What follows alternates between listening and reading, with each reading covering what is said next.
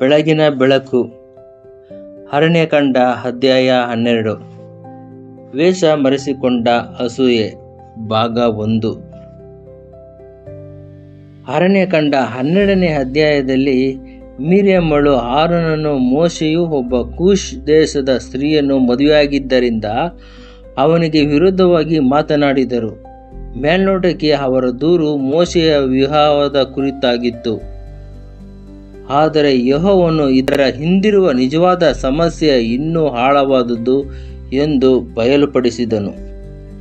ಅವರು, ಯೆಹೋವನು ಮೋಶೆಯ ಮೂಲಕ ಮಾತ್ರವೇ ಮಾತನಾಡಿದನೋ, ನಮ್ಮ ಮೂಲಕವೂ ಆತನು ಮಾತನಾಡಲಿಲ್ಲವೋ ಎಂದು ಹೇಳಿದರು. ಅರಣ್ಯಕಾಂಡ 12:2 ಅವನ ಹೆಂಡತಿಯ ಬಗ್ಗೆ ಅವರು ಆಡಿದ ಮಾತುಗಳು ಕೇವಲ ಒಂದು ನೆಪ ಮಾತ್ರವಾಗಿತ್ತು. ಅದರ ಅಡಿಯಲ್ಲಿ ಅಡಗಿದ್ದ ನಿಜವಾದ ಸಂಗತಿಯೆಂದರೆ ಅಸೂಯೆ, ಸ್ಥಾನಮಾನದ ಹಸಿವು ಮತ್ತು ಮಹತ್ಕಾಂಕ್ಷೆಯ. ಇಂದು ನಾವು ಹೊಸ ಸೃಷ್ಟಿಯಾಗಿರುವ ನಮಗಾಗಿ ಅದರ ಆತ್ಮಿಕ ಪಾಠಗಳನ್ನು ಗ್ರಹಿಸಲು ಪ್ರಾರಂಭಿಸೋಣ. ಇದು ಅತ್ಯಂತ ಗಂಭೀರವಾದ ಪಾಠವಾಗಿದೆ. ಕೆಲವೊಮ್ಮೆ ಯೆಹೋವನು ಒಬ್ಬ ಸಹೋದರನನ್ನು ಅಥವಾ ಸಹೋದರಿಯನ್ನು ಆಶೀರ್ವದಿಸುತ್ತಾನೆ. ಆತನು ಅವರಿಗೆ ಒಂದು ಕೆಲಸವನ್ನು, ಕೃಪೆಯನ್ನು, ವಿವೇಕವನ್ನು, ಅವಕಾಶವನ್ನು ನೀಡಬಹುದು ಅಥವಾ ಅವರನ್ನು ಒಂದು ವಿಶೇಷ ಸೇವೆಯಲ್ಲಿ ಬಳಸಿಕೊಳ್ಳಬಹುದು. ಆಗ ಅವರ ಯಶಸ್ಸನ್ನು ನೋಡಿ ಸಂತೋಷ ಪಡುವ ಬದಲು ನಮ್ಮ ಹೃದಯದಲ್ಲಿ ಅಸೂಯೆಯು ನಿಧಾನವಾಗಿ ಚಿಗುರೊಡೆಯಲು ಪ್ರಾರಂಭಿಸುತ್ತದೆ. ಆದರೆ ಅಸೂಯೆಯು ನೇರವಾಗಿ ಕಂಡಾಗ ಅಸಹ್ಯವಾಗಿ ಕಾಣುವುದರಿಂದ ಮಾನವನ ಹೃದಯವು ಹೆಚ್ಚಾಗಿ ಅದಕ್ಕೆ ಬೇರೊಂದು ಉಡುಪನ್ನು ತೊಡಿಸಿ ಮರೆಮಾಚುತ್ತದೆ.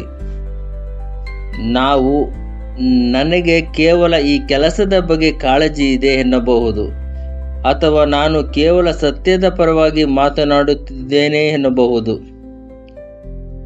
ಇಲ್ಲವೇ ನಾನು ಕೇವಲ ಒಬ್ಬ ದೌರ್ಬಲ್ಯವನ್ನು ಎತ್ತಿ ತೋರಿಸುತ್ತಿದ್ದೇನೆ ಎಂದು ಹೇಳಬಹುದು. ಆದರೆ ಇದರ ನಿಜವಾದ ಬೇರು ಕಹಿ ಮನಸ್ಸು, ದ್ವೇಷ ಅಥವಾ ಘಾಸಿಗೊಂಡ ಅಹಂಕಾರವೇ ಎಂಬುದನ್ನು ಯೆಹೋವನು ಸ್ಪಷ್ಟವಾಗಿ ನೋಡುತ್ತಾನೆ. ಯಾಕೋಬನು ನಮಗೆ ಸ್ಪಷ್ಟವಾಗಿ ಎಚ್ಚರಿಸುತ್ತಾನೆ.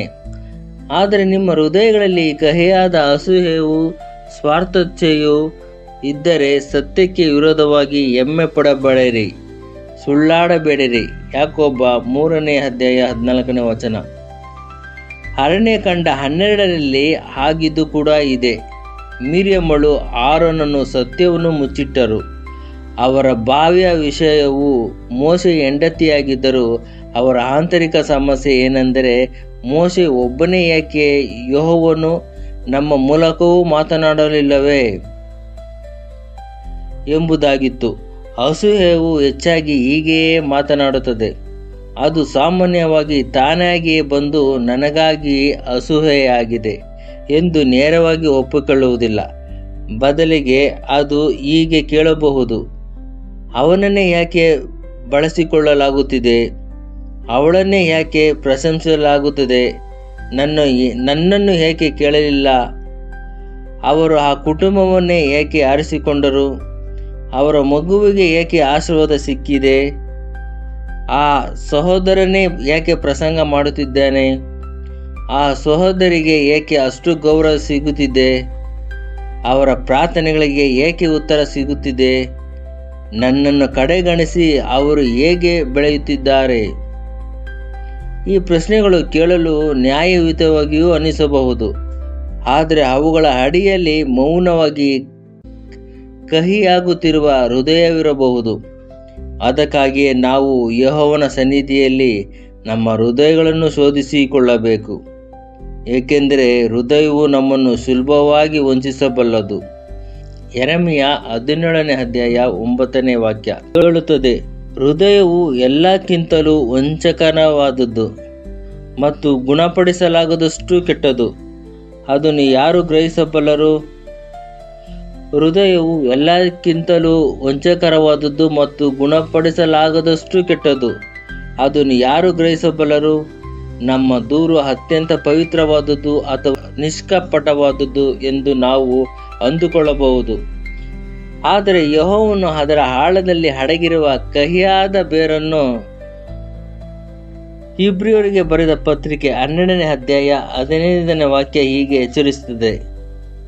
ಯಾರು ದೇವರ ಕೃಪೆಯನ್ನು ಕಳೆದುಕೊಳ್ಳದಂತೆಯೂ ಯಾವ ಕಹಿಯಾದ ಬೇರು ಚಿಗುರಿ ತೊಂದರೆ ಉಂಟು ಮಾಡಿ ಅದರಿಂದ ಅನೇಕರು ಅಶುದ್ಧರಾಗದಂತೆಯೂ ಜಾಗರೂಕರಾಗಿರಿ. ಕಹಿಯಾದ ಮನಸ್ಸು ಎಂದಿಗೂ ಒಬ್ಬರಲ್ಲೇ ಉಳಿದುಕೊಳ್ಳುವುದಿಲ್ಲ. ಮಿರ್ಯಾಮಳ ದೂರು ಆರೋನನ ಮೇಲೆಯೂ ಪ್ರಭಾವ ಬೀರಿರುತ್ತದೆ ಮತ್ತು ಅವರ ಮಾತುಗಳು ಇಡೀ ಇಸ್ರಾಯೇಲರ ಪಾಳೆಯವನ್ನೇ ಶಬ್ದಗೊಳಿಸಿದವು. ಅದೇ ರೀತಿಯಲ್ಲಿ ಒಬ್ಬರ ಹೃದಯದಲ್ಲಿರುವ ಅಸೂಯೆಯು ಮತ್ತೊಬ್ಬರ ಹೃದಯಕ್ಕೆ ಸುಲಭವಾಗಿ ಹರಡಬಹುದು. ಒಬ್ಬ ವ್ಯಕ್ತಿಯ ಕಹಿಯು ಒಂದು ಕುಟುಂಬದ ಸಮಸ್ಯೆಯಾಗಿ, ಒಂದು ಗುಂಪಿನ ಸಮಸ್ಯೆಯಾಗಿ ಅಥವಾ ಇಡೀ ಸಭೆಯ ಸಮಸ್ಯೆಯಾಗಿ ಬದಲಾಗಬಹುದು. ಇದು ಇಡೀ ಹಿಂದಿನ ಆತ್ಮಿಕ ಪ್ರಯಾಣವನ್ನೇ ವಿಳಂಬಗೊಳಿಸಬಹುದು. ಯೆಹೋವನು ತನ್ನ ಜನರನ್ನು ಸೇವೆಗಾಗಿ ಕರೆದು ಅಭಿಷೇಕಿಸಿದ್ದಾನೆ ಎಂಬುದನ್ನು ನಾವು ನೆನಪಿನಲ್ಲಿಡಬೇಕು. ಗ್ರೀಕ್ ಭಾಷೆಯಲ್ಲಿ ಅಭಿಷೇಕ್ತ ಎಂಬ ಪದವು ಕ್ರಿಸ್ಟೋಸ್ ಎಂಬ ಪದದಿಂದ ಬಂದಿದೆ.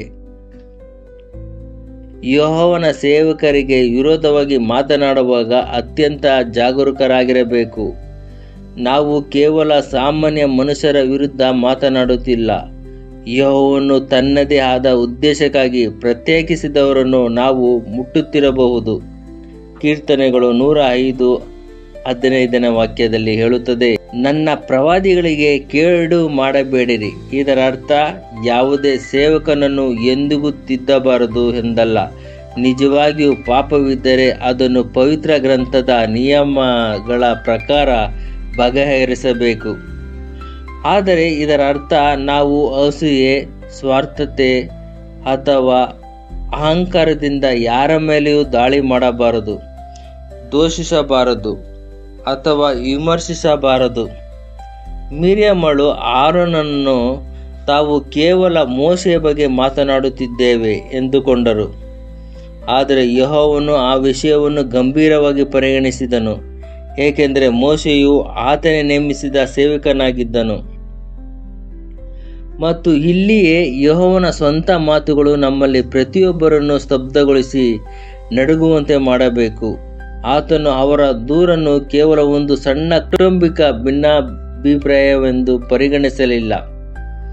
ಆತನು ಅವರನ್ನು ಅತ್ಯಂತ ತೀಕ್ಷ್ಣವಾದ ಪ್ರಶ್ನೆಯೊಂದನ್ನು ಕೇಳಿದನು. ಆ ಪ್ರಶ್ನೆಯು ಇಂದು ನಾವು ಇನ್ನೊಬ್ಬರ ವಿರುದ್ಧ ಮಾತನಾಡಲು ಹೊರಟಾಗಲೆಲ್ಲ ನಮ್ಮ ಹೃದಯಗಳನ್ನು ಶೋಧಿಸುತ್ತದೆ. ಒಬ್ಬ ಸಹೋದರ, ಸಹೋದರಿ, ಹಿರಿಯರು, ಸೇವಕರು ಅಥವಾ ಹಿಂದಿನ ಕೆಲಸಗಾರರ ಬಗ್ಗೆ ನಾವು ಬಾಯಿ ಬಿಡುವ ಮುನ್ನ ಆ ಪ್ರಶ್ನೆಗೆ ಉತ್ತರಿಸಬೇಕಾಗುತ್ತದೆ. ಯೆಹೋವನು ಕೇಳಿದ ಆ ಪ್ರಶ್ನೆ ಯಾವುದು ಮತ್ತು ಅದು ನಾವು ಒಬ್ಬರನ್ನೊಬ್ಬರು ಕುರಿತು ಮಾತನಾಡುವ ವಿಧಾನವನ್ನು ಹೇಗೆ ಬದಲಾಯಿಸಬೇಕು? ಅದನ್ನು ನಾಳೆ ನಾವು ಮುಂದುವರಿಸೋಣ. ಪ್ರಾರ್ಥನೆ.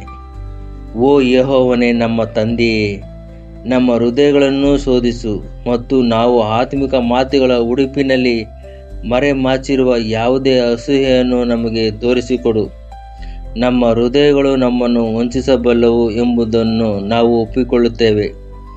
ಅವು ಅಸೂಯೆಯನ್ನು ಕಾಳಜಿಯೆಂದು, ಕಹಿಯನ್ನು ಸತ್ಯವೆಂದು ಕರೆಯುತ್ತವೆ.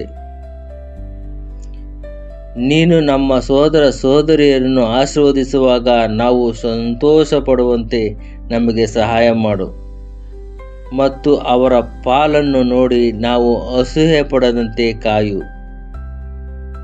ನಿನ್ನ ಸ್ವಂತ ಉದ್ದೇಶಕ್ಕಾಗಿ ನೀನು ಅಭಿಷೇಕಿಸಿದವರಿಗೆ ವಿರುದ್ಧವಾಗಿ ನಾವು ಮಾತನಾಡದಂತೆ ನಮ್ಮನ್ನು ಕಾಪಾಡು. ಕಹಿಯಾದ ಯಾವುದೇ ವಿಷದ ಬೇರು ಚಿಗುರಿ ಅನೇಕರನ್ನು ಅಶುದ್ಧ ಮಾಡುವ ಮುನ್ನ ಅದನ್ನು ಬುಡಸಹಿತ ಕಿತ್ತೋಗಿ. ದೇವರೇ, ನನ್ನನ್ನು ಶೋಧಿಸಿ ನನ್ನ ಹೃದಯವನ್ನು ತಿಳಿದುಕೋ, ನನ್ನನ್ನು ಪರೀಕ್ಷಿಸಿ ನನ್ನ ಆಲೋಚನೆಗಳನ್ನು ಗ್ರಹಿಸಿಕೋ. ಕೀರ್ತನೆ 139:23ನೇ ವಾಕ್ಯ.